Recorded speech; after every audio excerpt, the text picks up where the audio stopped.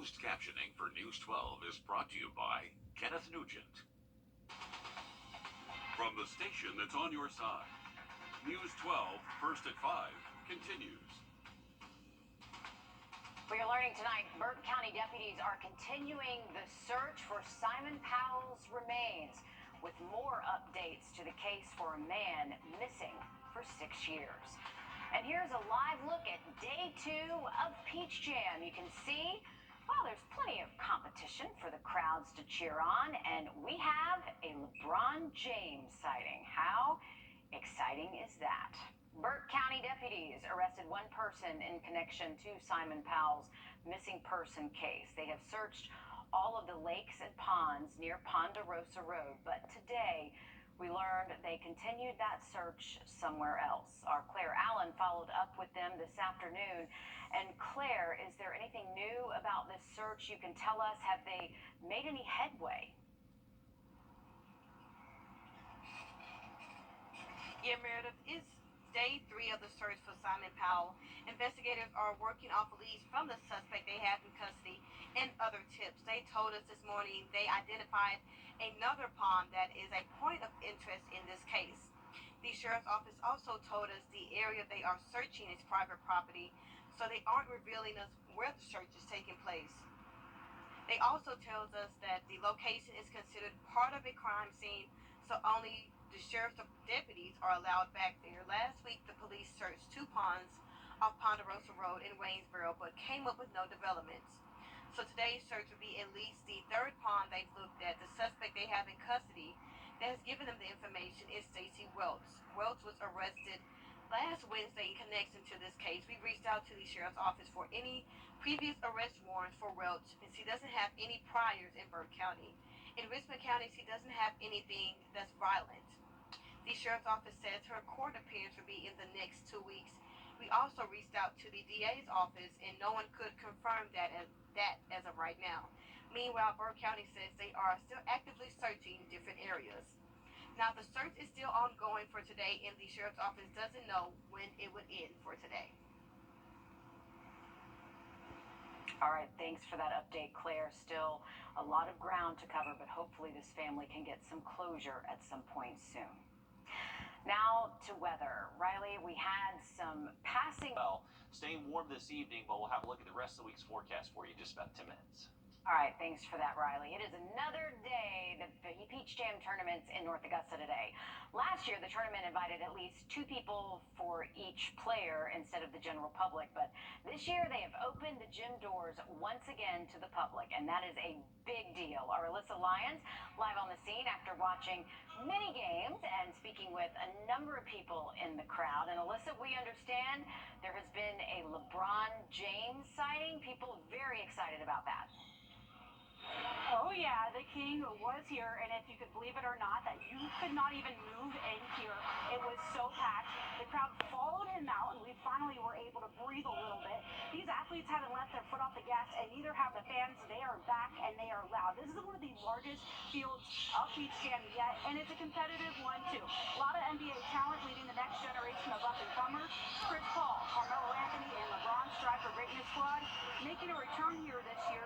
But for some, it's a first for a challenge. Darion Reed is making the move from the stands to the court, and not just with anyone, the defending champs, the Skill Factory.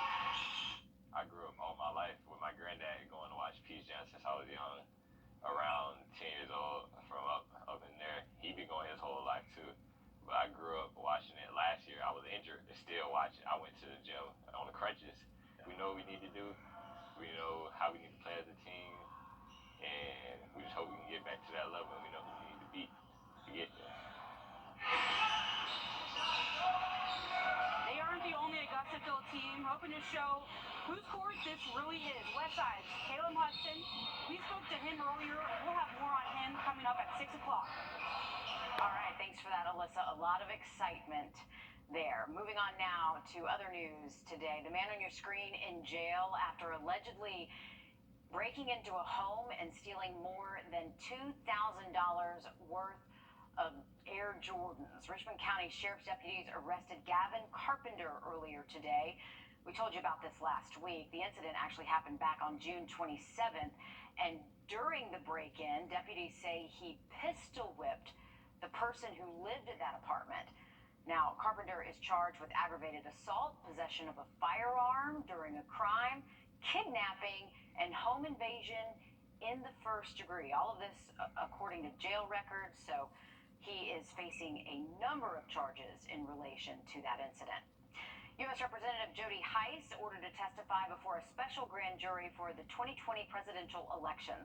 The Fulton County District Attorney started an investigation last year into whether or not Trump and his allies committed any crimes during the election. She took interest in 16 Republicans from the state who signed a certificate stating that President Trump won when he did not. He was one of several lawmakers to go to the White House to overturn Biden's win 2 years ago. For now, Governor Kemp is scheduled to record a statement next week, and Senator Lindsey Graham is going to appear for a hearing later to fight his subpoena. Bond has been set for a 45-year-old man named Joseph Slappy, but he will stay in jail, according to a judge, from a hit-and-run arrest. Richmond County deputies arrested him a month ago in connection to the death of Alan Henley, who was working off of Meadowbrook Drive when he was hit by a car. According to arrest warrants, Slappy was inside his car a little after 12:30 p.m. when he drifted off the road and hit Henley at the end of the driveway. Bond is set for more than $4,400 for 4 charges, including leaving the accident and driving while his license was suspended or revoked. A new report from the Robb Elementary School shooting in Uvalde, Texas, shows more details on the response time. It says an overall lackadaisical approach with poor decision-making from the House investigation. It also says a lack of clear command was there as well. There were over 370 members of law enforcement in the hallways, including federal agencies at the time. And if anything, these officers focused on helping children escape the school while the gunman stayed active. The remaining report of it blames the district and social media posts leading up to the shooting. Meanwhile, grief continues today in Ukraine. Dozens of Mount Sinai Missionary Baptist Church is partnering with Golden Harvest Food Bank and Mercy Ministries to provide free food to those in need. Families stopped by today's free food giveaway and filled empty boxes and shopping carts with milk, bread, meats, vegetables, and other household staples available for pickup. Volunteers with the church say this is their way of helping the community at large. We want to look at their spiritual needs as well as their other humanity needs or physical needs. So it helps us feel better as the church to make sure we help those families, meet the needs of their homes. Giveaways are held every third Monday of the month at the church's location on MLK Jr. Boulevard. The first day of school is quickly approaching for Richmond County students. Okay, don't get mad at the messenger. It's happening on August 4th and for some of you the 8th. Today, the school system is inviting new students to register. Parents, you can go to the Parent Portal website on your screen for information and registration. And remember, this is the site you'll be using all year, so it's good to get a jump start on that. Riley? Well, we're dry right now here in Augusta, but tracking a line of showers and storms to our west. Giving an update on radar and the forecast just after the break. Time in For Saturday and Sunday. All right, thank you, Riley. Created to Play. It is a youth mentorship program centered around teaching kids how to play the drums, but it is much more than that. Our Maria Sellers spoke with them at a recent fundraiser to hear how the organization came to be such an impact on local students. 3 years ago, at the beginning of the beginning, we didn't even have drums. We used to play on wood. But it quickly turned into this. More than 60 students learning all about percussion. I learned how to read music, and I learned how to play different types of drums. I've learned how to play more music than I've had before. And even this. And I love color guard, and I love my flag, and I love the band. But the lessons learned here stretch much far beyond the music. I learned that they should not give up. They keep going. Teaching kids these lessons is what inspired Jamal Harris to start this group after working as a substitute teacher. Back in 2019, the kids were doing a lot of things that wasn't pleasant. Some of them just seemed like, nobody ever talks to them. Nobody ever has guided them and shown them the way. In the classroom, he used his knowledge and passion for drumming to reach the students. A whole bunch of students wanted to learn more. They started becoming more passionate about it. One of those passionate students, Elijah Lawless, has been a member all 3 years. He says it helped him find his passion for music.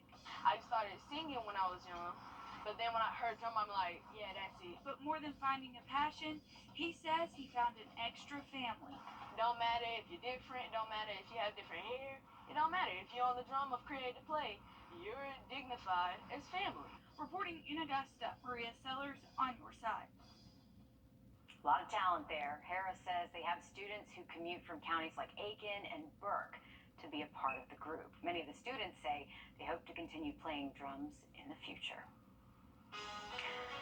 Some of those amazing photos from the James Webb Telescope have renewed people's interest in space. And there's a cool app that tells you what you're looking at. We'll explain next. The Live by Camera with Wilson Roofing Toyota. RideOutBaby.com. Click, click. I mean, all of us are still talking about the photos taken of the universe from the James Webb Space Telescope. They are mind-blowing. And if you haven't seen them yet, they're amazing. And they might have you wondering about what stars and planets you can see from where you live. Our consumer tech reporter, Jamie Tucker, has an app that is out of this world. Night Sky is a stargazer's dream. It's one of those first smartphone apps that made us go, wow. If you're one of the 40 million people who downloaded it over the years, it's worth revisiting if you haven't. The latest version, released on its 10th anniversary, is just amazing. Aim your phone's camera to the skies and it shows you what you're looking at. Night Sky maps the universe and uses the phone accelerometer, magnometer, and your GPS location, and then labels the stars, planets, moons, and constellations and satellites. And as you move the camera to scan the sky, the app does the same thing, showing on the screen what's above you. Since you can't see much from this angle, I recorded the screen as I used it outside. There's Saturn and the constellation Capricornus. If I have a telescope, I can then use the app to know where I'm looking and what I might be able to see. It's called Night Sky, but you can use it indoors. Using augmented reality, the app turns the ceiling into your own private planetarium. Packed with information, Night Sky has special features that shows what time stargazing is optimal in your area based on cloud cover. It's also packed with news, images, and the opportunity to connect and chat about celestial things with other stargazers and astronomers. Night Sky is a free app. Under $30 a year gives you more features. It's only available for iPhones, iPads, and yep, the Apple Watch. If you're always wondering, what's up? You'll love this app. I'm Jamie Tucker, and Night Sky is the app of the day. By the way, Night Sky first hit the App Store nearly 11 years ago, and it has remained one of Apple's best of the App Store rankings. It is a really cool app. Definitely download it if you're a big stargazer like us here on the weather team. Definitely some cool stuff you can find in the Night Sky. Hey, our weekend forecast not looking too bad. Mostly dry, but it is going to be getting hotter, mid-90s. Now look at that full forecast for you just after the break. I had a friend once. Okay, bad news if you are getting hungry by this. This lobster will not be for dinner tonight.